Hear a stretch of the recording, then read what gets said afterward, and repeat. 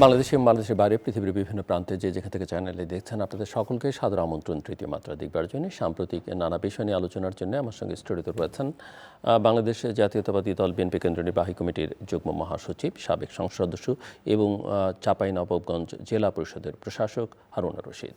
আমার বাইরে তিনি, আমার ডানে রয়েছেন রাজনৈতিক পর্যবেক্ষক এবং বিশ্লেষক অবসরপ্রাপ্ত মেজর জিল্লুর রহমান। স্বাগত আপনাদের দুজনকে তৃতীয় মাত্রায়। মিস্টার হারুনুর রশিদ, সংসদ অধিবেশন চলছে এবং সংসদও হয়তো আপনাকে মিস করছে, আপনি হয়তো সংসদকে মিস করছেন। সংসদের যে কাঠামো এবার তৈরি হয়েছে, সরকারি দল বিরোধী দল অতীতের যে কোনো সময়ের চেয়ে একেবারে ভিন্ন। সো আপনি কেমন দেখছেন এবারকার সংসদকে? ধন্যবাদ আজকের তৃতীয় মাত্রায় আমাকে আমন্ত্রণ জানানো। আগে তো ভেতরে থেকে দেখতেন, এবার বাইরে থেকে কেমন দেখছেন? তৃতীয় মাত্রা দেশ বিদেশের সকল দর্শকদের জানাচ্ছি অভিনন্দন, শুভেচ্ছা। আসলে আমাদের দীর্ঘ একটা সংগ্রামের মধ্য দিয়ে বর্তমানে ত্রয়োদশ জাতীয় সংসদ গঠিত হয়েছে। আসলে গত প্রায় 2 যুগের কাছাকাছি বলা যায় যে দেশে যে রাজনৈতিক চর্চার যে একটা ব্যাপক ঘাটতি তৈরি হয়েছিল, অভাব তৈরি হয়েছিল, যার ফলশ্রুতিতে রাজনীতির যে সংকট তৈরি হয়েছিল সেখান থেকে নতুন করে যাত্রা শুরু করতে হচ্ছে। তো এর মধ্য দিয়ে একটা অন্তর্বর্তীকালীন সরকার প্রায় 1.5 বছরের অধিক সময় পার করে একটা নির্বাচনের মধ্য দিয়ে সরকার প্রতিষ্ঠিত হয়েছে। এখানে দ্বিতীয় অধিবেশন, বাজেট অধিবেশন সমাপ্তির পথে।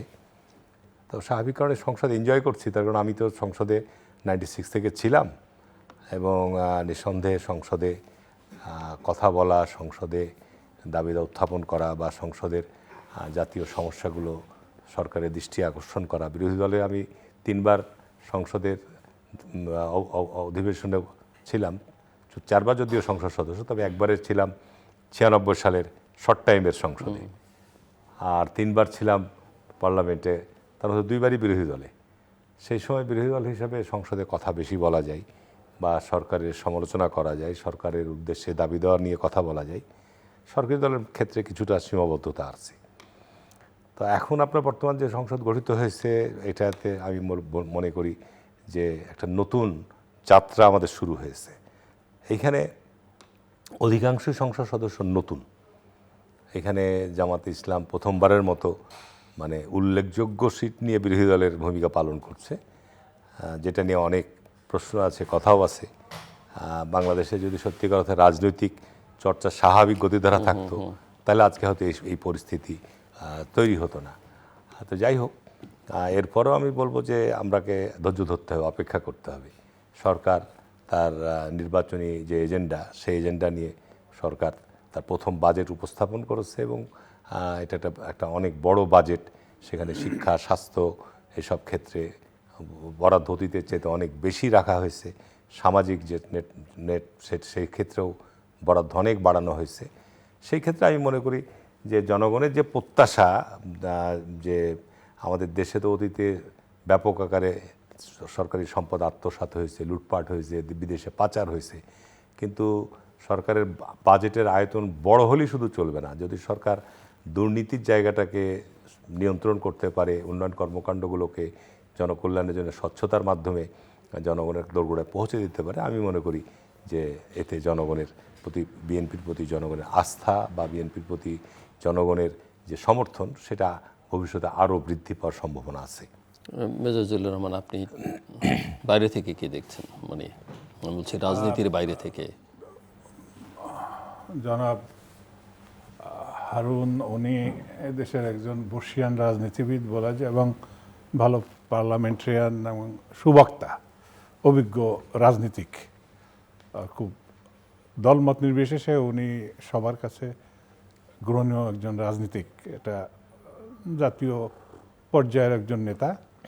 তা উনি যেটা বলেছেন শুনতে তো ভালো লাগে, আর উনি যখন বলেন ওনার একটা সম্মোহনী শক্তি আল্লাহ দিয়েছেন, যাই বলেন শুনতে ইচ্ছা করে। তারপরে ব্যাখ্যা করলে বিষয়টা একটু ভিন্ন অনুভূতি আসে। কিন্তু এমপি হারুন যখন বক্তব্য দিবে গিলতেই হবে, মানে এতই ভালো লাগে। এখন সংসদ সম্পর্কে উনি যেটা বলেছেন, বিগত দিনে রাজনীতি চর্চা ছিল না 20 বছরের মতো, সেটা একটা ঘাটতি তো রয়ে গেছেই। তার পাশাপাশি একটা বড় কথা যে সংসদে যে একটা বড় রাজনৈতিক দলের যেটা বড় ধরনের ঘাটতি কিছুটা বোঝা যায়। সেটা কেমন?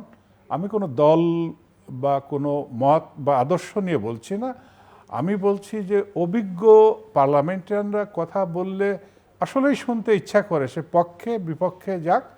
এখন যে কথাগুলা শুনছি কয়েকটা আমি খুব মনোযোগ দিয়ে দেখলাম, যুক্তির চাইতে আবেগ বেশি, আত্মসামত বেশি, এমনকি মাননীয় প্রধানমন্ত্রীর বলতে হয়েছে এসব বাদ দেন, অর্থাৎ আপনার মূল পয়েন্টে যান। তা এটা হতে পারে যে বেশিরভাগ নতুন আমরা মুখ দেখছি, সেটাও একটা বিষয়।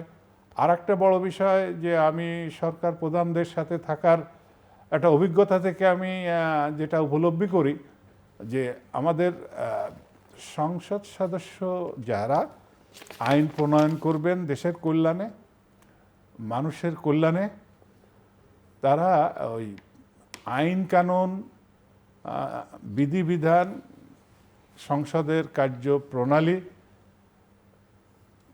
মন্ত্রণালয়ের প্রতিটি মন্ত্রণালয়ের যে আইন কানুন বিধিবিধান আছে, এগুলো আমার মনে হয় যে সংসদ সদস্যদের একটু জানার দরকার যে আমি কি দাবি করতে পারি, কে এটা দিতে পারে। এই কয়েকদিন আগে দেখলাম যে একজন সম্মানিত লেডি এমপি, উনি দাবি করলেন থানা। তো স্পিকার ইন্টারভেন করে বললেন যে উনার আওতায় তো এটা নাই। তো পরে মৎস্য এবং পানি সম্পদ যে মন্ত্রী মহোদয় দেখেন, উনি বললেন যে ঠিক আছে, আমার মৎস্য সম্পদ রক্ষণাবেক্ষণের জন্য হলো হয়তো আমি সেভাবে একটা থানা দাবি করতে পারি বা এস্টাবলিশ করতে পারি। তা এটা কত সময় দুর্বলতা আপনি হারুন ভাই আমাকে কাভার করে রাখতে পারবেন? পরীক্ষা দিলেই ফেল। এই ফেলের কথা আসলে তো আর একটা কথা চলে আসে, কোন দিকে কথা বলবো? মানে আপনি সংসদের আলোচনা, যেহেতু উনি এক্সপেরিয়েন্সড পার্লামেন্টারিয়ান, ওনার কাছ থেকে শুনলাম, আমি বাইরে শুনছি, কিন্তু একই সঙ্গে আমি একটু সরকারটা কেমন চলছে, মন্ত্রীবর্গের অবস্থা শুধু সংসদ সদস্যদের কিন্তু বললে হবে। হ্যাঁ, আমি বলছি যে মন্ত্রীদের ভিতরে কিছু কিছু মন্ত্রী আছে খুব ভালো করছেন, প্রধানমন্ত্রী যেই গতিতে চলছেন, হ্যাঁ আমি আজকেই বলছিলাম ওনার এটিকেট, ওনার সামগ্রিক চালচলন, আচার আচরণ, দৃষ্টিভঙ্গি, সেটার সঙ্গে ওনার পারিষদবর্গ তাল মেলাতে পারছেন। ওনাদের বেতালা হয়ে গেছে ওনারা, কারণ আমি ওনার সাথে খুব ক্লোজলি চলছি। তো হি হিমসেলফ ইজ এ চমক, উনি একটা চমক। মিনিটে মিনিটে উনি কি বলবে কি করবে এটা ফোর্সি করা ভেরি ভেরি টাফ। আমি মাননীয় প্রধানমন্ত্রীর সাথে এত ক্লোজলি একেবারে আমার তো অবজারভেশন আলাদা। আমি লেখক, উনি জানে, আমাকে বলছে যে তুমি এই বইটা লেখো। তা আমি একদিন বলছি যে আমি লিখবো, আমার তো টাকা নাই। বলে টাকার ব্যবস্থা হবে, তুমি এটা এই শাসনের আমলের এটা ইয়ে করো। তা ওনার ভিতরে কোনটা আছে আমি বলছি, দেখেন যে এদেশের মানুষের মনের মধ্যে উনি যে আসন গেড়ে নিয়েছেন, এটা অতীতে কোনো প্রধানমন্ত্রী এত অল্প সময় মানুষের মনে ঢুকতে পারেন নাই। উনি একেবারে জনবান্ধব একজন প্রধানমন্ত্রী, এমন প্রধানমন্ত্রী এদেশের মানুষ চেয়েছিলেন। ওই কাপড় চোপড় এটা সেটা এদিকের কোনো কিছু নাই। এমনকি পরিবারেও বাসায় মেহমান গেলে 2টা বিস্কিট, সুন্দর ক্রিস্টালের গ্লাস আছে, প্রেজেন্টেশন ভালো। আর আমাদের প্রিয় মাননীয় প্রধানমন্ত্রীও প্রিয় রুহুল আমিন পিচ্চির কথা আপনার মনে থাকতে পারে, ম্যাডামের বাসায় যখন ইয়ে করছেন, সার্ভিস দিত, স্যার ভাই আসতেছে, এইটা হচ্ছে খাবার। অর্থাৎ ওনার প্রতিটি জায়গায় মিতব্যয়িতা। একজন মন্ত্রী কোথায় ট্রাফিক সিগন্যাল ভায়োলেট করে সময় কম এটা বলেছেন যে আমি যাব, এটা মাননীয় প্রধানমন্ত্রী নোটিশ করেছেন এবং ক্যাবিনেট মিটিংয়ে উনি ওইটা বলেছেন যে এই ধরনের আইন ভঙ্গ যেন মাননীয় মন্ত্রী মহোদয়রা না করেন। তো উনি এক কাপড়ে দৌড়াতে পারেন, ওনার কিছু হারানো নাই, পার নাই। আমি আগেও এখানে আলোচনায় বলে গিয়েছিলাম যে উনি একটা একদম সত্যি আমার প্রশ্ন এই দেশের মাটির মানুষ। আমার প্রশ্ন হচ্ছে যে ক্যাবিনেট উনি তো একা ক্যাবিনেটে আমি সেটা বলছি, উনি তো একা ক্যাবিনেট তো সম্পাদক দূরের হন। কথা, আর্মি জিব্বা বেড়ে যাচ্ছে দৌড়াইতে দৌড়াইতে। দেখেন না কালকে উনি গেছে সামার কালেকটিভ এক্সারসাইজে, কোথায় বন জঙ্গল আল ধান ক্ষেত, উনি হাঁটছে তো ওনার হাঁটা কিন্তু ওনার পিতার মতো স্পিডে। পিছনে সামনে যে সিকিউরিটি সেনাপ্রধান এবং অন্যান্য জেনারেলরা আছে, আমার তো মনে হয় যে ওনাদের খুব কষ্ট হচ্ছে, চলে যাচ্ছেন তাঁবুর ভিতরে, খাবার জি। কি খাচ্ছেন। তো সেই দিক থেকে আমি বলবো যে যেহেতু নতুন ক্যাবিনেট, ইনাদের একটু সময় লাগবে ওনাকে দেখতে বুঝতে, সেই সময়টুকু দিতে হবে। জি, শেষ করছেন। যে দুর্বলতা আছে, কিছু কিছু মন্ত্রী মাইক পেলে আর লাইট পেলে স্টেজ পেলে উনি যে মন্ত্রী এটা ভুলে যায়, যে কি আবল তাবল বলে আর কি নাসা ঘা লাফালাফি কাদের উপরে দুলানো উপরে ছুড়ে দেওয়া, এই কি মন্ত্রীর কাজ? আপনার মন্ত্রণালয়ে কি করছেন সেইটা আপনি আগে ভাবেন, শুধুমাত্র সব।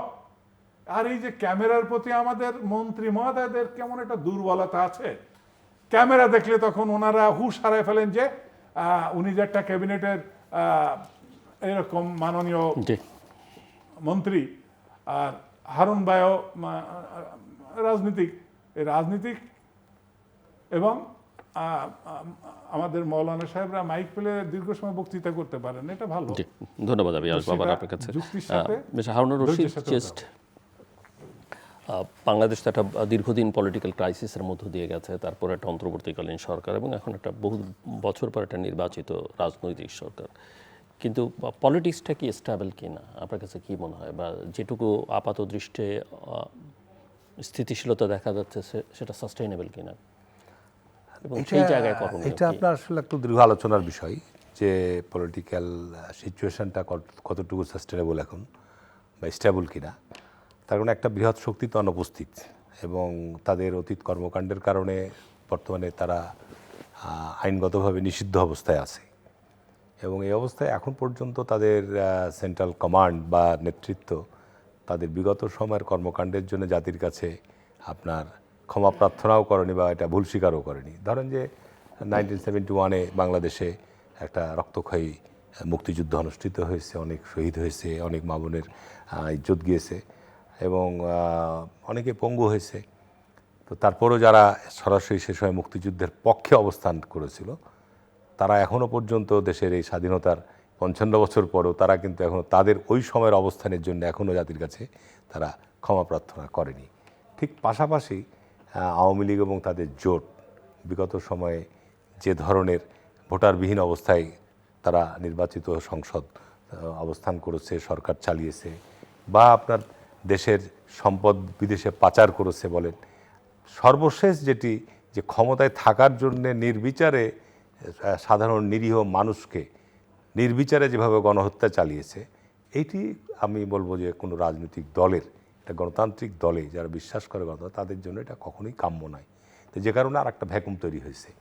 তো এই অবস্থাটা আপনার উত্তরণ ঘটাতে নিঃসন্দেহে আমি বলবো সময় লাগবে, এবং আপনি তো এটা আইন দিয়ে বা আপনার শক্তি প্রয়োগ করে তো আসলে এগুলো কখনোই দীর্ঘমেয়াদী সুফল পাওয়া যায় না।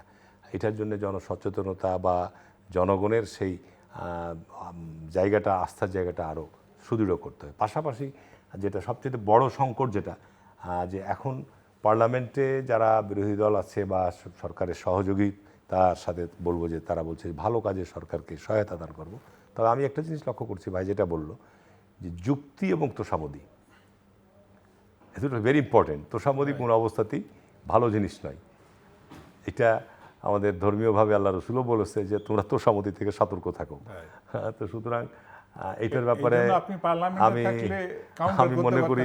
আমি মনে করি যে মাননীয় প্রধানমন্ত্রী এটা পছন্দও করেন না, এবং প্রধানমন্ত্রী নিঃসন্দেহে আপনারা দেখবেন যে ইতিমধ্যে উনি কিছু দর্শনীয় কিছু সিদ্ধান্ত, যেমন উনি বলেছেন যে আমার কোথাও কোনো ছবি বিলবোর্ডে সব করা যাবে না। সুতরাং এটা কিন্তু একটা নতুন একটা যে না, এটাকে কেন্দ্র করে আমাদের প্রধানমন্ত্রীকে কেন্দ্র করে অতীতে সব সময় যে আপনার রাস্তা ধারে এটা সেটা যেখানে সেখানে ছবিতে ভরপুর থাকবে, উনি একদম আইন করে নিষিদ্ধ করে দিয়েছেন, এটা করা যাবে না। ইভেন ওনার সভা সমাবেশও ওনাকে ছবি প্রদর্শন নিষেধ করে দিয়েছে। তো পরিবর্তন এগুলো আসছে সরকারের জায়গা থেকে, যেটা পরিবর্তন আসলে স্বাভাবিক কারণেই বিরোধী দলকে এই জায়গাগুলোকে সমর্থন দেওয়া উচিত, তাদেরও ওই জায়গা থেকে বেরিয়ে আসা উচিত, তাদেরও ব্যানার পোস্টার এগুলো যেন সারা দেশে তাদের নেতাদের ছবি দিয়ে ছড়িয়ে না পড়ে, সেটার ব্যাপারেও আমাদের দেখার বিষয়। আর একটা বিষয় হচ্ছে যুক্তির যে বিষয়টা। দেখেন এখানে রাজনীতিতে আমাদের দেশে যুক্তিসঙ্গতভাবে রাজনীতি যারা আমরা বিরোধী দলে থেকেছি খুব কম সময়ে অবস্থান করছি। যুক্তি আপনাকে এমন একটা গুরুত্বপূর্ণ বিষয় যে আপনি রাজনৈতিক স্টেটসম্যান লিডার, আপনাকে জনগণের সস্তা সেন্টিমেন্টেরও আপনি বিষয়টি দেখবেন না জাতীয় গুরুত্বপূর্ণ স্বার্থটা রক্ষা করবেন। এইটা হচ্ছে সবচেয়ে ইম্পর্টেন্ট। এখন এইটা এক একজনের দৃষ্টিশক্তিতে কিন্তু এক একজনের জন্য এক এক রকম। আপনি এখন বলবেন যে সমস্ত স্কুল কলেজ, আমি এক্সাম্পল হিসেবে বলছি, স্কুল কলেজ সরকারি করা হোক। এখন এটার ক্ষেত্রে আপনার দাবি জানিয়ে আসছে দীর্ঘদিনের শিক্ষকরা, প্রাইমারি বলেন সরকারি স্কুলরাই বলেন, কিন্তু একটি সরকারি স্কুল পরিচালিত হচ্ছে বিসিএস এর মাধ্যমে, সরকার নিয়োগ দিয়ে কোয়ালিটি শিক্ষক দ্বারা। আপনি বেসরকারি স্কুলকে সরকারিকরণ করতে গেলে তাদের যে শিক্ষকদের মানা, তাদের শিক্ষকদের সেম নয়। হ্যাঁ, দাবি করতে পারে যে আমাদের যে বেতন বৈষম্য রয়েছে, আমরাও ছাত্রদের শিক্ষা দিচ্ছি, তারাও ছাত্রদের শিক্ষা দিচ্ছে, সেই ক্ষেত্রে এখানে এগুলো কিন্তু ডিবেটের বিষয়। এখন এগুলো যদি আপনি সস্তা সেন্টিমেন্টে দেখতে যান, তাহলে সরকারিকরণের পক্ষেই জনসমর্থন বা সেন্টিমেন্টটা থাকবে। কিন্তু জাতীয় স্বার্থের কথা যদি আপনি চিন্তা করেন, শিক্ষার মানের কথা যদি চিন্তা করেন, তাহলে আপনাকে ভিন্ন দৃষ্টিভঙ্গিতে যেতে হবে। এই বিষয়গুলো কিন্তু আমাদের যারা রাজনীতিবিদ, তারা কিন্তু সস্তা সেন্টিমেন্টের দিকেই আপনার সবসময়, যেমন আপনি এখন যদি আইনের শাসনের কথা বলেন, ধরেন যে আমি ইবনে সিনা হসপিটালের কথাই বলি, সরকার একটা শক্ত পদক্ষেপ নিয়েছে। ইবনে সিনা আদ্দিন হসপিটাল, এখন সেখানে 6টা শিশু মারা গেছে সম্পূর্ণ হসপিটালের গাফলতির কারণে। 100% ইনভেস্টিগেশন করে এসছে তাই। এখন সেখানে সরকার ব্যবস্থা নিয়েছে। এখন সেইটার পরিচালনার দায়িত্ব আছে জামাত ইসলাম। জামাত ইসলাম দলীয়ভাবে কিন্তু তাদের পক্ষে অবস্থান নিচ্ছে।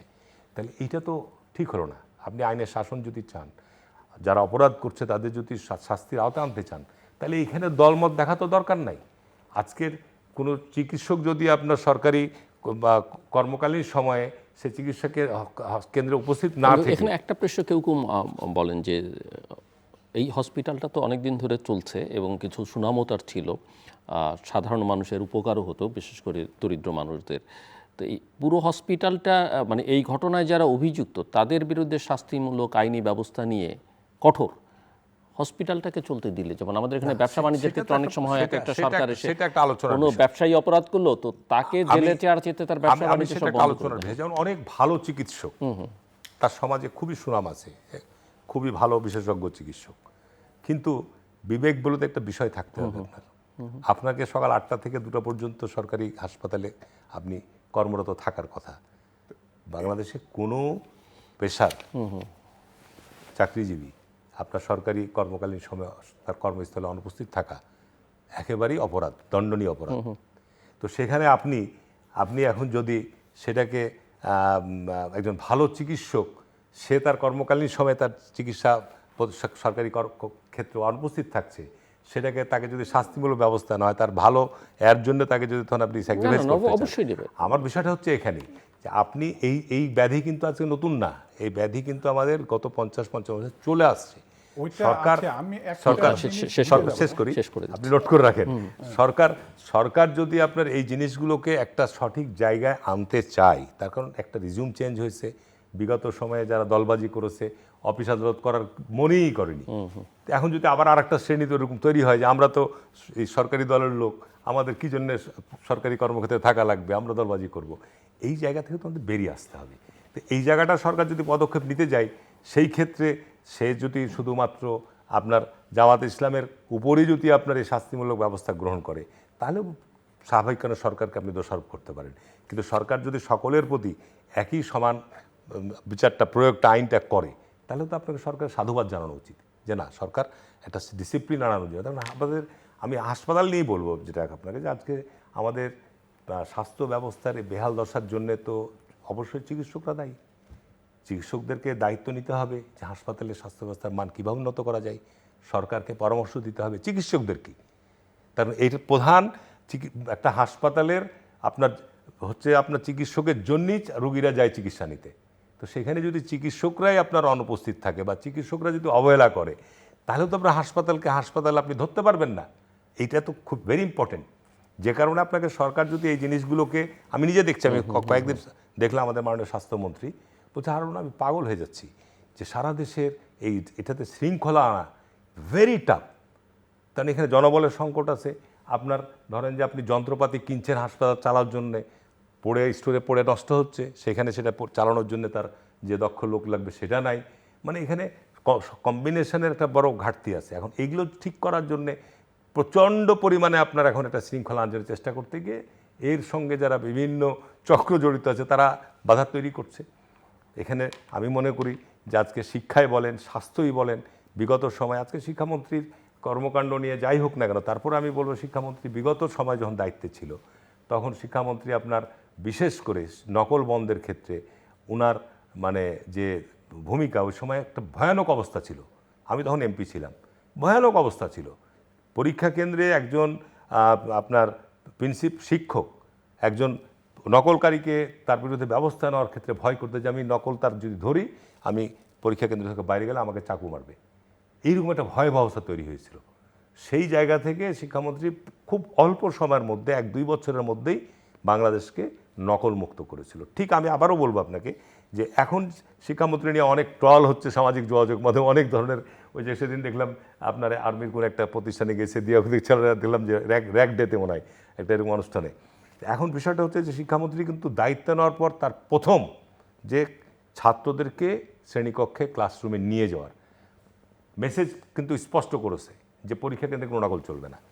প্রত্যেকটা সারা বাংলাদেশে আপনার কত হাজার পরীক্ষা কেন্দ্রে উনি সিসি ক্যামেরা বসিয়েছে। এবং ঢাকার সাথে যেহেতু ডিজিটালি আমরা অনেক সংযুক্ত, আপনার ঢাকা থেকে আপনি মনিটরিং করতে পারছেন যে ওখানে কর্মরত শিক্ষকরা যারা ওটার দায়িত্বে আছে তারা কীভাবে এটা করছে, ছাত্ররা কতটুকু সেখানে থাকছে। ইভেন আপনার এটার জন্য রীতিমতো যে সে ডেমনস্ট্রেশনটা দিয়েছে, প্রত্যেকটা বিভাগে গিয়ে ওই কেন্দ্র প্রধানদেরকে নিয়ে মিটিং করেছে, আলোচনা করেছে। তার ফলশ্রুতিতে আপনি এটুকু আমি বলতে পারি যে শিক্ষা প্রতিষ্ঠানে অন্তত পক্ষে এই ইন্টারমিডিয়েট এবং স্কুল লেভেলের পরীক্ষা কেন্দ্রগুলোতে একটা ডিসিপ্লিন ফিরে এসছে। এখানে আরেকটা বড় সংকট আছে শিক্ষায়। আমি যেহেতু ছিলাম, নকল আগের মতো নকল হয় না, কিন্তু নকলটা কেন করে যেটা একটা বড় সমস্যা, লেখাপড়াটা হচ্ছে কিনা সেটা তো ইম্পর্টেন্ট। না, এখানে একটা বড় গুণগত মান ঠিক পাচ্ছেন না। কারণ এখানে আপনার বিগত সময়ে প্রাইমারি স্কুলের, আমি যেটা বিষয়টা আমি এখন কত হাজার আজকে প্রাইমারি স্কুলের প্রধান শিক্ষক নাই, ডিউ টু আপনার এখানে যে বিগত সময়ে আপনার বেসরকারি শিক্ষা প্রতিষ্ঠানগুলো সরকারি করা হয়েছে। এখন তাদেরকে শিক্ষক তখন সরকারিকরণ করার সময় করা হয়েছে সহকারী শিক্ষক হিসাবে, কিন্তু প্রত্যেকটা বেসরকারি স্কুল কিন্তু একজন প্রধান শিক্ষক ছিল, তার অধীনে আরও 3 বা 4 জন আপনার সহকারী শিক্ষক ছিল। এখন তারা দাবি করছে যে না, আমরা তো ওই যখন আত্মীকরণ করা হয় তখন তো আমরা ওখানে প্রধান শিক্ষক ছিলাম। হাইকোর্টে করেছে মামলাজনিত কারণে আপনার প্রধান শিক্ষক নিয়োগই বন্ধ হয়ে গেছে, দিয়ে একটা আমি বলবো যে একটা শূন্যতার তৈরি হয়েছে। ঠিক একই অবস্থা আপনার হাই স্কুলগুলোতে আছে। এই সমস্ত কারণগুলোর জন্য আজকে শিক্ষা ব্যবস্থায় শিক্ষক নিয়োগ, শিক্ষকের শূন্যতা ঘাটতি পূরণ করা, এই সমস্ত জায়গাগুলোতে একটা বিরাট সংকট তৈরি হয়েছে। বিগত সময়গুলোতে এই জায়গাগুলোকে আপনার হাইকোর্ট থেকে নিষ্পত্তি করে একটা সিদ্ধান্ত চূড়ান্ত হয়ে নিয়ে আসা, দ্রুত যেটা করা সম্ভব ছিল সেটা করেনি। এখন সরকার চেষ্টা করছে যত দ্রুত সম্ভব এই সব কারণে। তা আমি মনে করি যে সরকার আপনার নতুন মাত্র কয়েক মাস হয়েছে দায়িত্ব নিয়েছে, সরকার তার দায়িত্ব পালনের জন্য চেষ্টা করছে। এবং মন্ত্রী পরিষদও নতুন, অধিকাংশ মন্ত্রীও হচ্ছে আপনার একেবারেই নতুন। আর এখানে মাত্র কয়েকজন সিনিয়র মন্ত্রী বা অভিজ্ঞ মন্ত্রীরা আছেন, বাদবাকি সবাই নতুন। তা আমার মনে হয় যে দায়িত্ব তারা প্রাপ্ত হয়েছে স্বাভাবিক কারণেই, আস্তে আস্তে তারাও অভিজ্ঞ হয়ে যাবে, তারাও আপনার আশা করি জনগণের প্রত্যাশা অনুযায়ী কাজ করতে পারবে। জি, মেজজুল্লুর রহমান আপনি বলতে চাইছিলেন, এবং আমার ওই আমি একটু পলিটিক্যাল স্ট্যাবিলিটির ইস্যুটাও আপনার কাছ থেকে ওটা, হ্যাঁ, পলিটিক্যাল স্ট্যাবিলিটিতে অবশ্যই আসবো। বড় একটা শূন্যতা আছে, উনি নিজেই উপলব্ধি করছেন, যেহেতু উনি সরকারি দলের কেন্দ্রীয় পর্যায়ের উঁচু পর্যায়ের নেতা। এই শূন্যতা কিভাবে আপনারা পরিবর্তন করবেন বা পূরণ করবেন, আপনাদের পলিসিটা কি, এটা তো মানুষ ভাবনা চিন্তা করে। আপনারা হয়তো ভাবছেন যে ঠিক আছে, আওয়ামী লীগ বাগানে থাকুক কিছুদিন, কই ভাই আমরা তো এটা করছি না, দেখি মানে ডিলেইং ব্যাটল। কি আপনারা ভাবছেন হয়তো সরকার মনে করছে যে এটা নিয়ে আমরা বেশি উচ্চবাচ্য করব না, ওই দি সিস্টেম অফ অ্যানাক্রনিজম, মানে কালের বিবর্তনের সাথে ধীরে ধীরে মুসলিম লীগের মতো শেখ হাসিনা পিছন থেকে স্ট্যান্ডবাজি দু একটা কথা বলবে যে আমি অমুক দিন আসছি তমুক দিন আসছি, তার দলের লোকজনকে জানান দেওয়া যে এই তোমরা একদম স্থিমিত হয়ে যাও না। বাট এই দেশে যারা আছে, যারা টাকা পাচার করেছে, দুর্নীতি করেছে, সবাই কিন্তু দেশের বাইরে। এই দেশে নিরীহ কিছু মানুষ এই আওয়াজ দেওয়ার পরে তাদের উপরে যে জুলুমগুলা হয় এটা কিন্তু ওনারা ভাবছে না। এখন আসি, এই যে ভ্যাকুয়াম আপনি যে বললেন যে একটা শূন্যতা আছে, এই শূন্যতা পূরণ করতে গেলে তো দরকার তো বড় দলগুলাকে স্পেস দেওয়া। সেই স্পেস জনগণ দিবে কি না, কিভাবে দিবে, নাকি আদালত পর্যন্ত গড়াবে, সেটাও একটা বিষয়। এই শূন্যতা রেখে কতদিন একটা সরকার চালাতে পারবে সঠিকভাবে? কারণ এখন মানুষের মধ্যে জুলাইয়ের এখনো বারুদ ভাব আছে। তারপর সেনাবাহিনীও অতপ্রতভাবে সিভিল প্রশাসনের সাথে আছে। যখন সেনাবাহিনী সব আপনারা তুলে নিয়ে যাবেন সেনানিবাসে, তখন পরিস্থিতিটা কি হবে? তাহলে সকল রাজনৈতিক দলের সাথে একটা মত বিনিময় করে আমরা তো শান্তিপূর্ণভাবে রাষ্ট্র পরিচালনা হোক সেটা চাই। আসি এখন হসপিটালের কথা বললেন, ডক্টরদের কথা বললেন। তো হসপিটাল বলতে গেলে শুধু doctor is not hospital, doctor is meant for treatment. হসপিটালের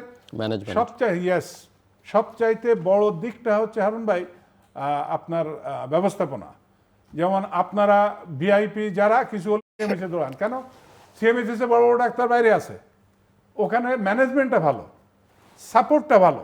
এই বড় বড় হসপিটালগুলা ডাক্তার উনি আসবেন, ওনার কাজ রুগী দেখবে, ট্রিটমেন্ট দিবে। অক্সিজেন সিলিন্ডার নাই, বেড নাই, পরিষ্কার পরিচ্ছন্নতা নাই, এই যে আয়া নাই। এইটা আমি একটা টকশোতে বলেছিলাম, এই যে আমাদের ঢাকা মেডিকেলে করোনার সময় একজন পিয়ন টাকা চেয়েছে যে এই সিলিন্ডার দিতে গেলে আমাকে 500 টাকা দিতে হবে। তা টাকা দিব না বলাতে সেই সিলিন্ডার রুগীর গায়ের উপরে ফেলে দিয়েছে। এরকম বিষয়গুলো আছে। আবার আমাকে অনেকে কাউন্টার করেছে।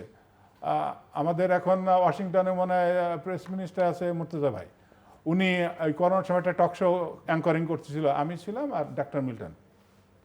উনি আমাকে প্রশ্ন করেছিল যে এখন তো সমস্ত হসপিটালে আপনাদের কর্নেল ব্রিগেডিয়াররা ডাইরেক্টর, তো তাহলে সিএমএইচ যদি পারে ওগুলা কেন পারে না?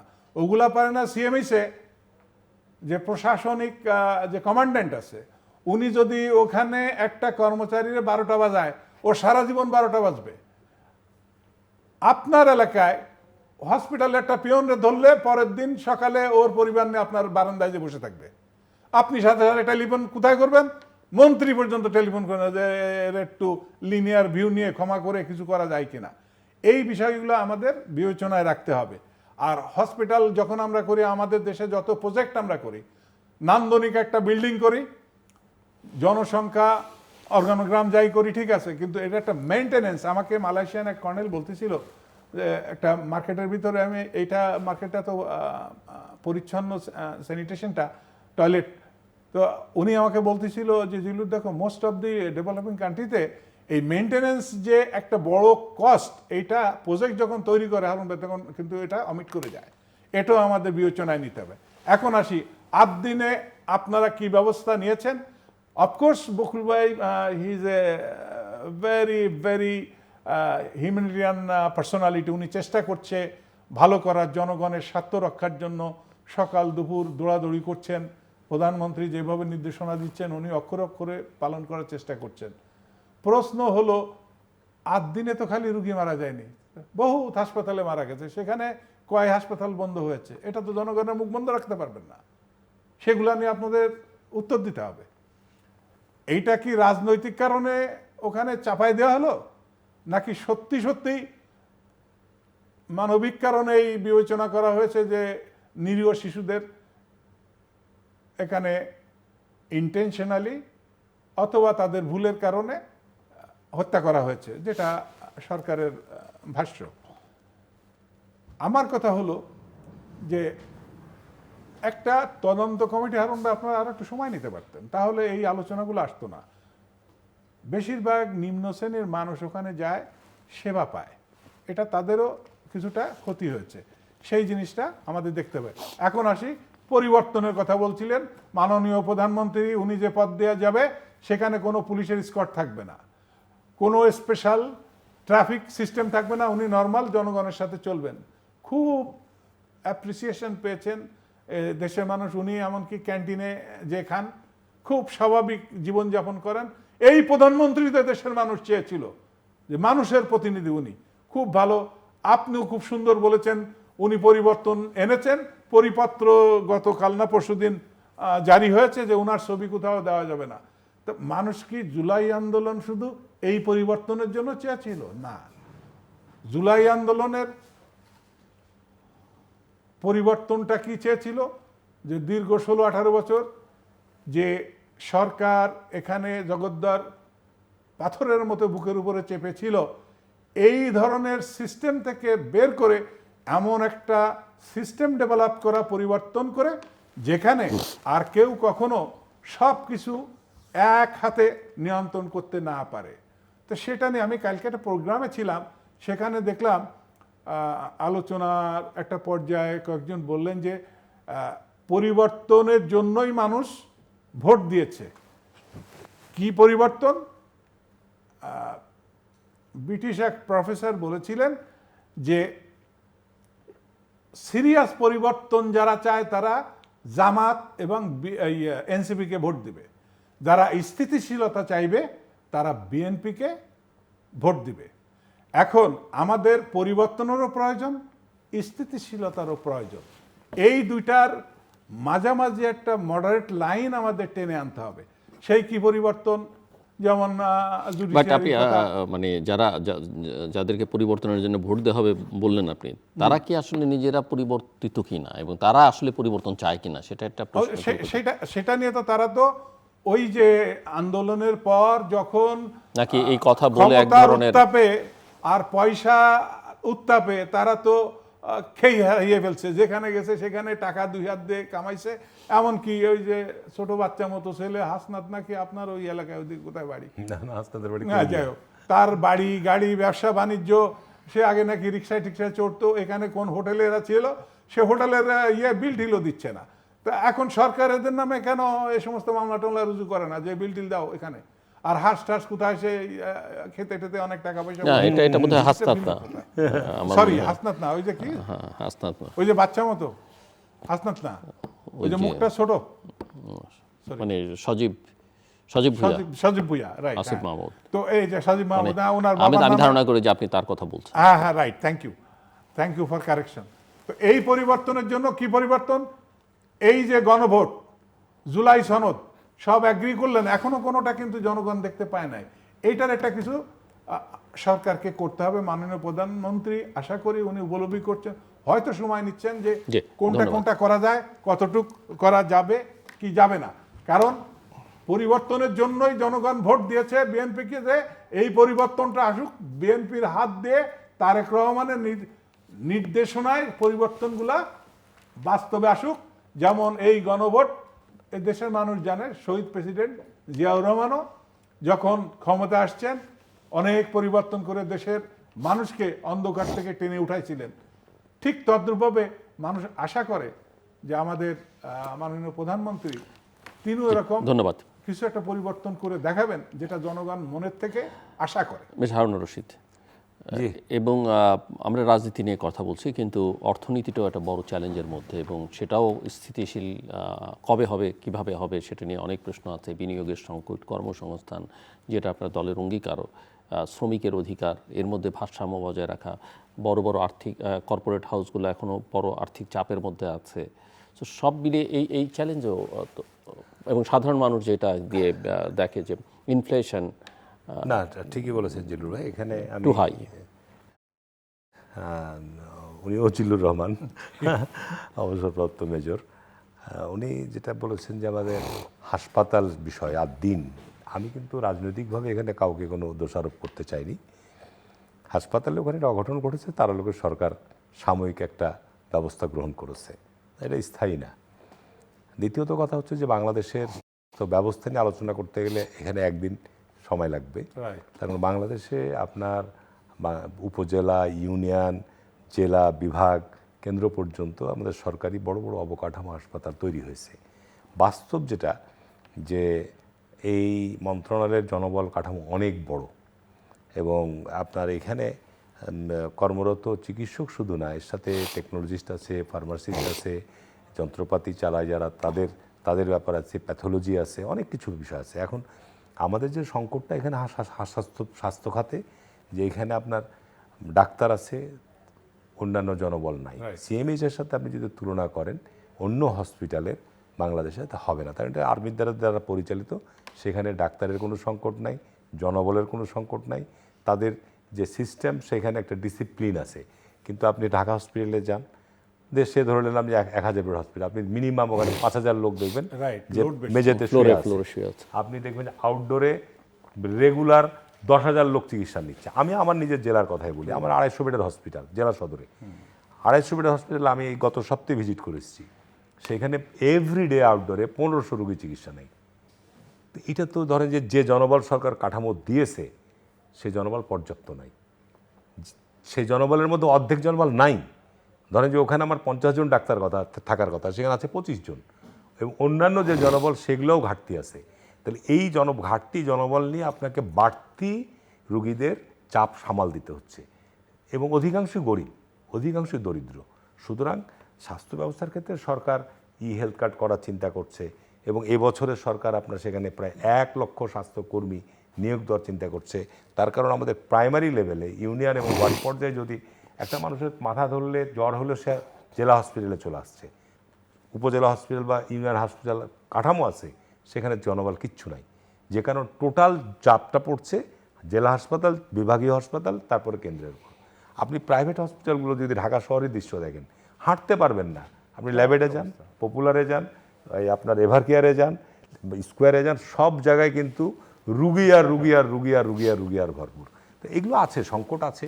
এগুলো আমার মনে হয় যে সরকার এ ব্যাপারে অত্যন্ত সজাগ। এবার বাজেটে বরাদ্দও দিয়েছে, স্বাস্থ্যকর্মী এবং জনবল সংকট দূর করার জন্য সরকার উদ্যোগও নিচ্ছে। পাশাপাশি বিগত সরকারের সময় যেটা বললেন আপনি, যে অবকাঠামো আমরা তৈরি করেছি, তো অবকাঠামোর সঙ্গে সঙ্গে তার যেটা অন্যান্য প্রয়োজনীয় বিষয়গুলো, সেগুলো আমরা সে সময় এটা করতে পারিনি, সেটা আমাদের এখন করতে হবে। আমাদের জিল্লুর ভাই যেটা বলেছে যে অর্থনীতির বিষয়, যেটা যে আমাদের সত্যিকার অর্থেই বলবো যে আমাদের একটা বিধ্বস্ত অর্থনীতি। তার বাংলাদেশের আর্থিক প্রতিষ্ঠানগুলো বিগত সময়ে ভয়ানকভাবে, শুধু বলবো খারাপ ভাষা বলতে গেলে তো এখানে বলা যাবে না, সাংঘাতিকভাবে ওগুলোকে আপনার কি বলবো ধর্ষণ করা হয়েছে, রেপ হয়েছে। তা না হলে বাংলাদেশের অন্তর্বর্তীকালীন সরকারের সময় বেশ কিছু ব্যাংক এখনও আপনার জনগণের তাদের রক্ষিত টাকা ফেরত দিতে পারছে না, যেগুলোকে আত্মীকরণ করার জন্য 5টা ব্যাংক আজকে প্রায় 1 ডজনেরও বেশি ব্যাংক আমি বলবো যে তারা সাংঘাতিক খারাপ অবস্থার মধ্যে আছে, এবং এইসব ব্যাংকে থেকে অন্যায়ভাবে বিগত সরকারের সময় টাকা পয়সা ঋণ নিয়ে সব লোপাট হয়ে গেছে। আর্থিক প্রতিষ্ঠানগুলোতে বাংলাদেশের যদি আর্থিক শৃঙ্খলা ফিরিয়ে আনার জন্য সর্বপ্রথম যেটি দরকার, সেটা হচ্ছে আর্থিক প্রতিষ্ঠানগুলোতে শৃঙ্খলা আপনাকে আগে প্রতিষ্ঠা করতে হবে, এর কোনো বিকল্প নেই। তবে এইটা একটা ভালো দিক আমি বলবো যে অন্তর্বর্তী সরকারের এই প্রায় এখন 2 বছর হতে চললো, এই সরকারের প্রায় 4 মাস অন্তর্বর্তী সরকারের সময় মিলিয়ে আর্থিক প্রতিষ্ঠানগুলোতে ব্যাড লোন কিন্তু বন্ধ হয়েছে, বা রাজনৈতিকভাবে প্রভাবিত হয়ে আপনার সরকারকে না প্রতিষ্ঠানকে বা কাউ ব্যক্তিকে লোন নেওয়া দিয়ে আপনার এই জায়গাগুলো কিন্তু একটা নিয়ন্ত্রণের মধ্যে এসছে। এটাকে আরও নিয়ন্ত্রণ করতে হবে। শেয়ার বাজার তো আপনার উঠে দাঁড়াতে আরও বহু সময় লাগবে, এটা ধ্বংস করে দিয়ে গেছে। তো সুতরাং আর্থিক প্রতিষ্ঠানগুলোর অবস্থা এখনও নাজুক অবস্থায় আছে আমি বলবো। তো সরকার এই বাজেটে বেশ কিছু উল্লেখযোগ্য আমি বলবো যে আপনার যে সমস্ত বন্ধ মিল কারখানাগুলো, তাদেরকে আপনার প্রণোদনা বা স্বল্প সুদে ঋণ দিয়ে সেগুলো চালু করার একটা উদ্যোগ নিচ্ছে। তারপর আমি যেটুকু দেখেছি, পার্লামেন্টে তো আমি নাই, আমি যেটুকু অনলাইনে বা যেটুকু পত্রপত্রিকায় দেখেছি, তারপরে আপনার আমাদের উত্তরাঞ্চলের জন্য অ্যাগ্রোভেজ ইন্ডাস্ট্রি করার জন্য, যেটা আমার নিজেরও ব্যক্তিগত নির্বাচনী ইশতেহারের মধ্যে যে পাস হয়েছে, আমাদের উত্তরাঞ্চল, ধরেন যে আজকে বাংলাদেশের ব্যাংকগুলোর যদি 90% টাকা আমাদের এই অঞ্চলের যমুনার এপারের লোকরা সব ঋণ নিয়ে যাচ্ছে, শিল্প কলকারখানা তৈরি করছে, কিন্তু গোটা রাজশাহী রংপুর বিভাগ যে কৃষি নির্ভর অঞ্চল, সে অঞ্চলের 10% আপনার টোটাল যে ব্যাংকের টাকা তারা সুবিধা পায় না। যে কারণে আমি নিজেও এই বিষয়টা মাননীয় প্রধানমন্ত্রীর দৃষ্টিতে নিয়ে এসেছিলাম এবং আমি নিজে নির্বাচনী ইস্তাহারের মধ্যে দিয়েছিলাম যে পার্লামেন্টে গেলে তাহলে বলতাম যে আমাদের উত্তরাঞ্চল যেহেতু এগ্রিকালচারে স্বয়ংসম্পূর্ণ উদ্বৃত্ত, আমরা ওখান থেকে সমস্ত কিছু আমরা রাজশাহী কৃষি ব্যাংক তো রাজশাহী ছিল শুধু আপনার। না, আমাদের গোটা রাজশাহী রংপুর বিভাগ থেকে আমরা খাদ্যের ভান্ডার, ওটা আপনার গোটা বাংলাদেশে আমরা ওখান থেকে ফলমূল বলেন, শাকসবজি বলেন, আম বলেন, লিচু বলেন, কাঁঠাল বলেন, ধান চাল বলেন, সব সরবরাহ করি। দুধ, মাংস তো সবই। সুতরাং দুধ মাংস সবই, মানে কৃষিতে আমাদের এগ্রিকালচারে, যে কারণে আমাদের মাননীয় প্রধানমন্ত্রী কিন্তু একটা উদ্যোগ নিয়েছে যে 9% ইন্টারেস্টে আপনার এগ্রোবে যারা ইন্ডাস্ট্রি এইসব ক্ষেত্রে তাদেরকে সহায়তা দেবে। সুতরাং আপনাদের একটা সরকার কেবল যাত্রা শুরু করেছে, সুতরাং সরকারের যে পলিসি, এই পলিসির বাস্তবায়নের জায়গায় আসতে কিন্তু একটু সময় লাগবে। আপনি যেটা বললেন জুলাই সনদের কথা, জুলাই সনদের ব্যাপারে আমাদের কোনো দ্বিমত নাই। আমরা মানুষের যে প্রত্যাশা পরিবর্তন, মানুষের জবাবদিহিতা, এই জায়গাগুলো, মানুষের আইনের শাসন, এই জায়গাগুলো তো মানুষ প্রত্যাশা করে যে আমরা এগুলো চাই। এবং আমি তো মনে করি যে সরকার অন্তর্বর্তীকালীন সময়ে বেশ কিছু আপনার অধ্যাদেশ জারি করেছিল, সেগুলো আমি বলবো যে আপনার বেশ কিছু অধ্যাদেশ সরকার তো পার্লামেন্টে মেজরিটি আপনার সেগুলো অনুমোদন দিয়েছে। মেজর কয়েকটা অধ্যাদেশ যেগুলো আরও আইন আকারে, আরও শক্তিশালী আকারে মানবাধিকার কমিশন, বিচার বিভাগ, তারপরে দুর্নীতি দমন কমিশন, বেশ কিছু এরকম 10-12টা মতো আপনার অধ্যাদেশ আছে যেগুলোকে আরও শক্তিশালী করে সরকারি দল, বিরোধী দল, আলাপ আলোচনা, অন্যান্য স্টেক হোল্ডারদের সাথে আলোচনা করে সংসদে নিয়ে আসবে। অপেক্ষা করেন। জুলাই সনদের যে বিষয়গুলো রয়েছে, যে সে বিষয়গুলো নিয়ে মানুষের কাছে বিভ্রান্তি ছড়াচ্ছে, আমি বলবো জামাত ইসলাম, এনসিপি দুই দলই জনগণের মধ্যে বিভ্রান্ত ছড়াচ্ছে। এটা ঠিক না, এটা ঠিক না। আমাদের মতো একটা শিশু গণতন্ত্র, আমি এখনও বলবো আমাদের দেশের গণতন্ত্র শিশু পর্যায়ে আছে, এখনও বালক হয়নি। বালকের পরও তো আপনার সাবালক হবে, এখনও সেই পর্যায়ে যায়নি।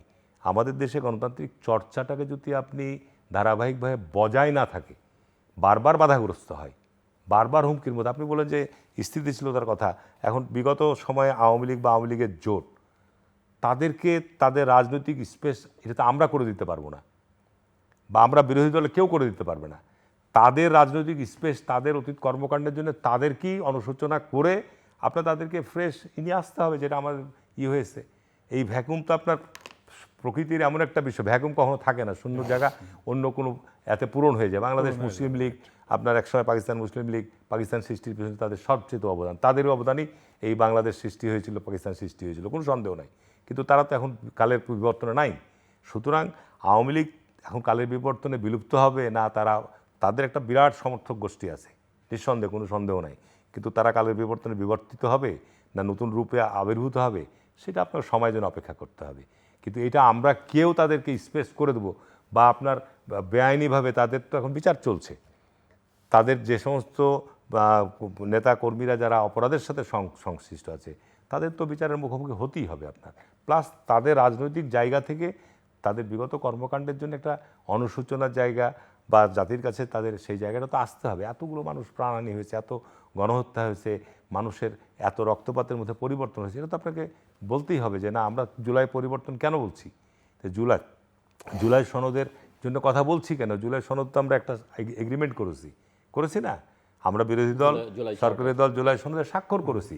এইটা নিয়ে তো যারা বিভ্রান্তি তৈরি করছে বা বলছে যে বিএনপি জুলাই সনদ, মানে এটা সঠিক না। জুলাই সনদে দীর্ঘ আলোচনা হয়েছে, প্রায় 1 বছর আলোচনা হয়েছে, এবং সেখানে কিছু নোট অফ ডিসেন্ট আছে। সেখানে নোট অফ ডিসেন্টের জায়গায় বলা আছে যে বিএনপি যদি ক্ষমতায় যায় তাহলে ক্ষমতাসীনরা সেটার ব্যাপারে একরকম হবে, আবার যারা আপনার ওটার পক্ষে আছে তারা যদি মেজরিটি নিয়ে ক্ষমতায় যায় তারা সেটা তখন বাস্তবায়ন করবে তাদের দাবি দেওয়া অনুযায়ী। এটা করা যাবে না কথা বলা নাই, নোট অফ ডিসেন্ট দেওয়া আছে। এই বিষয়গুলো আমার মনে হয় যারা রাজনৈতিকভাবে সচেতন বা যারা এই বিষয়গুলো সম্পর্কে অবহিত, তারা এই বিষয়গুলো সম্পর্কে আমি মনে করি যে আমাদের টকশো তো বিভিন্ন চ্যানেলে আলোচনা হচ্ছে এগুলো বিভিন্ন সময়, কিন্তু এটা বিভ্রান্ত ছড়াচ্ছে একটা দল। আমি সুস্পষ্টভাবে বলবো যে বিভ্রান্ত ছড়িয়ে জনগণের মধ্যে যদি বিভ্রান্ত ছড়াতে, বাংলাদেশের যদি আবার সেই স্থিতিশীলতা নষ্ট হয়, বাংলাদেশে যদি আবার এই ধরনের একটা অস্থিতিশীল পরিবেশ তৈরি হয়, তাহলে বাংলাদেশে যাবে কোথায়? জি, মিস্টার জিল্লুর রহমান, দেশ নিতে পারে না, রাইট। এবং আমি অর্থনীতির কিছু প্রশ্ন কিছু বিষয় উনি বলেছেন, হ্যাঁ আমিও আশা করি যে সরকার হয়তো সবার সাথে আলোচনা করে কোনটা করা যায়, কতটুকু করা যায়, ডেফিনেটলি করবেন। এর মধ্যে ইম্পর্টেন্ট যেটা অর্থনীতির সাথে জড়িত, সরকার চেষ্টা করছে। তবে একটা বিষয় যে অর্থনৈতিক যে সকল প্রতিষ্ঠান আছে তার রেগুলেটরি বডি, আমরা হেড যাকে বলি বাংলাদেশ ব্যাংক, সেই বাংলাদেশ ব্যাংকের গভর্নর নিয়োগটা নিয়ে এটা কিন্তু অনেকের মধ্যে একটা সংশয় তৈরি হয়েছে যে সরকারকে আসলে ভালো গভর্নমেন্ট চান অর্থনীতির ক্ষেত্রে, যেহেতু যাকে নিয়োগ দেওয়া হয়েছে ওনার এই ক্ষেত্রে অভিজ্ঞতাটা অনেক কম। এমনকি আমাদের পার্শ্ববর্তী রাষ্ট্রে ওয়ার্ল্ডে যে কোনো জায়গায় এই ধরনের প্রতিষ্ঠানে যাদের দেওয়া হয় তাদের একটু অভিজ্ঞ পাস্ট প্রোভেন ট্র্যাক দেখে দেওয়া হয়। এই জায়গাটা রয়েছে। আরেকটা জায়গা আছে যে এটা অর্থনীতির সাথে জড়িত, যে আপনারা যদি ইমিডিয়েটলি দুদক কমিশনটা, তারপর আরেকটা আছে মানবাধিকার কমিশন, মানবাধিকার কমিশন, তারপরে গুম অধ্যাদেশ, কিছু কিছু জিনিস অ্যাটলিস্ট দুদকটা এইটুকু যদি এম্পাওয়ার করে দিতেন, যদি fair of punishment is dangerous than the punishment itself, এটা হচ্ছে আইনের কথা। তা দুর্নীতি কে করে? যার কাছে ক্ষমতা আছে, যে আপনাদের মতো ক্ষমতা সিন্ধের বলয়ের মধ্যে থাকে, সেই তো দুর্নীতি করতে পারে, বা তার হাতে অর্থও থাকে। তো সেখানে যদি দুদকত তাদেরকে যদি সেইভাবে তারা সাংবিধানিক প্রতিষ্ঠান হিসেবে স্বাধীন দিয়ে ক্ষমতায়ন করে দেওয়া হয়, তাহলে আমার মনে হয় সরকারের সুনাম হবে। এই বিষয়গুলো একটু বিবেচনা করা যেতে পারে। জি, আপনি আর কিছু যোগ করবেন?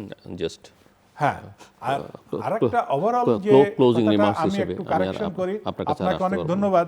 ওই সার্জিস বলতে যে আবুল হাসনাত অসাধারণ একজন জনপ্রতিনিধি হয়েছে, হাসনাত আব্দুল্লাহ।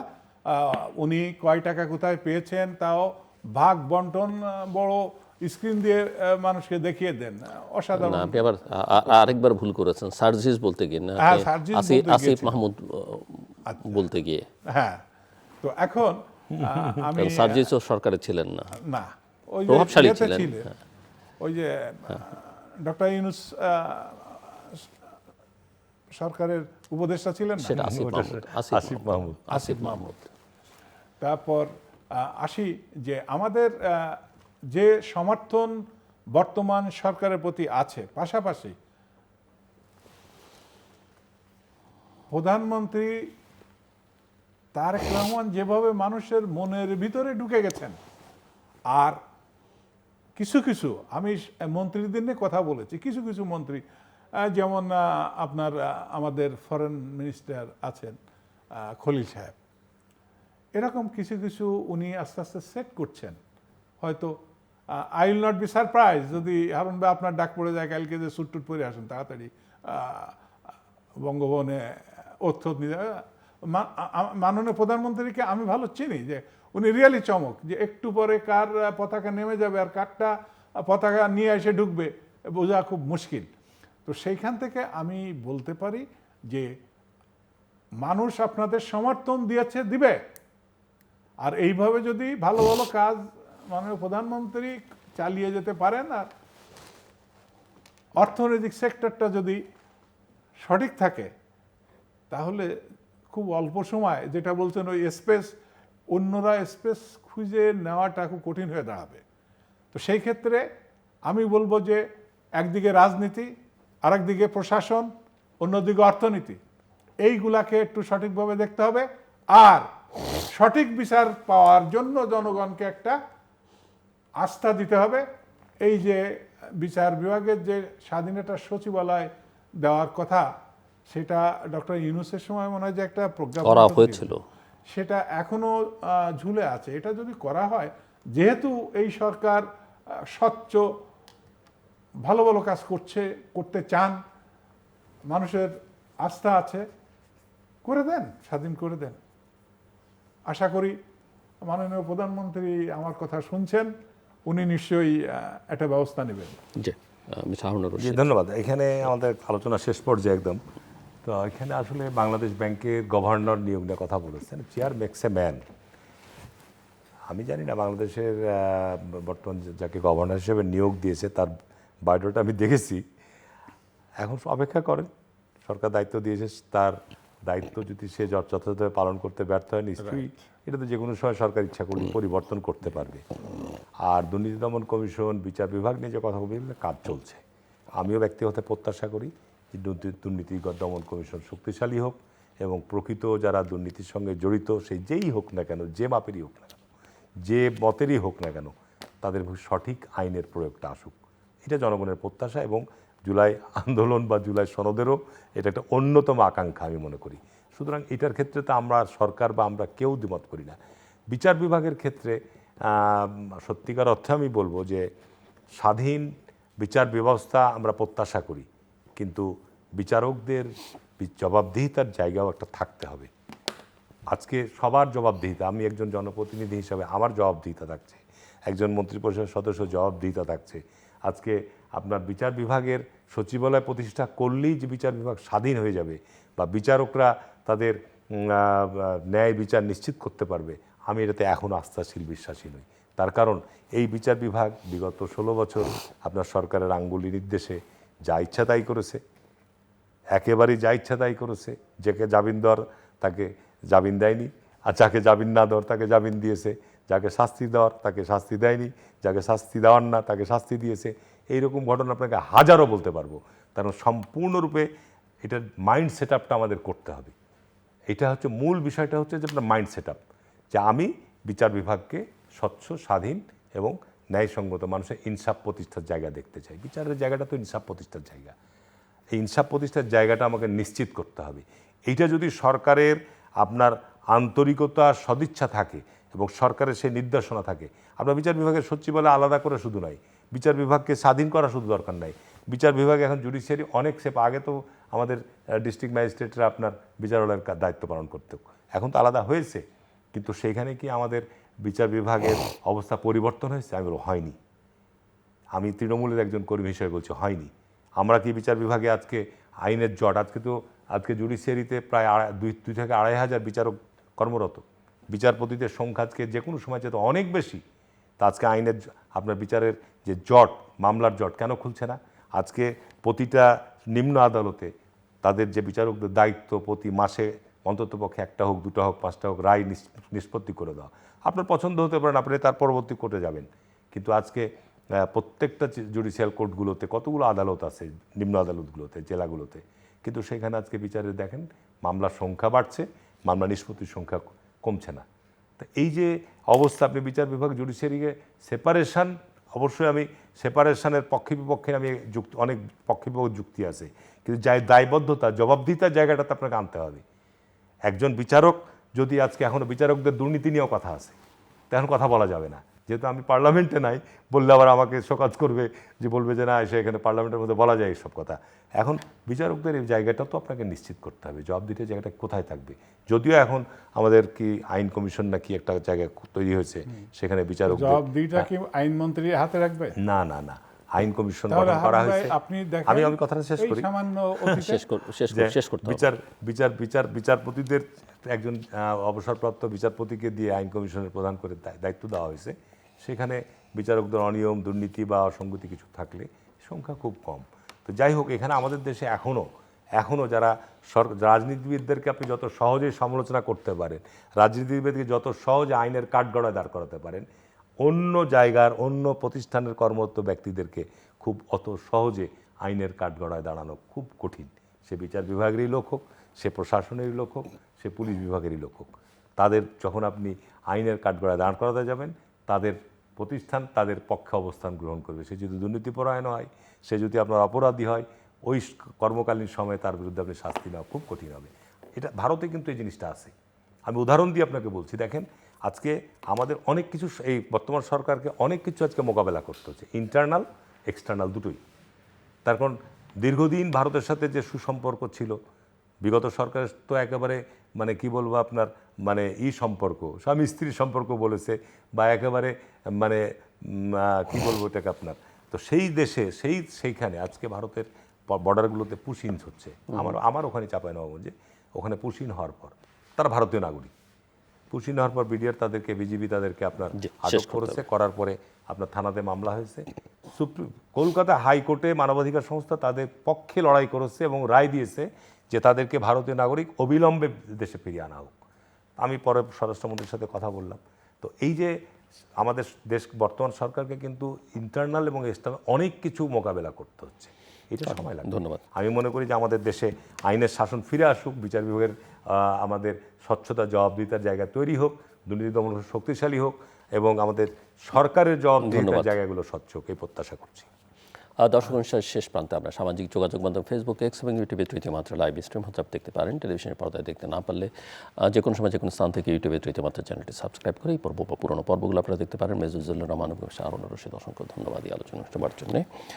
দর্শক ঘুরে ফিরে বছরের পর বছর ধরে ওই আলোচনাই আমরা করছি যে আমাদের গভর্নেন্সটাকে শক্তিশালী করতে হবে, সুশাসন নিশ্চিত করতে হবে, ট্রান্সপারেন্সি অর্থাৎ স্বচ্ছতা, সরকার পরিচালনা, স্বচ্ছতা, জবাবদিহিতা এগুলো থাকতে হবে এবং আমাদের প্রতিষ্ঠানগুলোকে আমরা গড়ে তুলবার দিকে মনোযোগ দিন। আমাদের প্রতিষ্ঠান গড়ে তুলতে হবে, নামে মাত্র যেগুলো আছে সেগুলোকে শক্তিশালী করবার দিকে মনোযোগ দিতে হবে, চেকস অ্যান্ড ব্যালেন্সটা থাকতে হবে, গণতন্ত্রে এটা অপরিহার্য এবং প্রধানমন্ত্রীর